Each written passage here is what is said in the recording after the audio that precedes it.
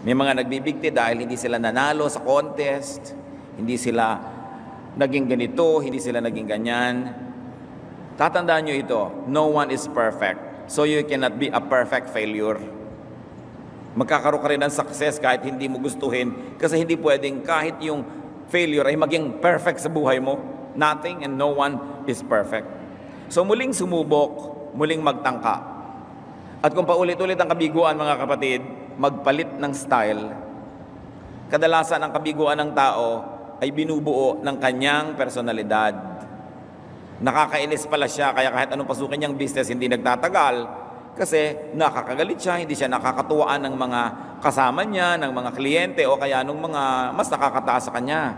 Kadalasan ang mga kabiguan, hindi mo sabihin, malas-malas ko naman, bihirang nangyayari yun. Mas madalas, there is something in our character that attracts negative things. There is something in the way we live, the way we speak, the way we deal with people that attracts failure. Kaya kailangan iniisip natin yun at baguhin yung style na gano'n.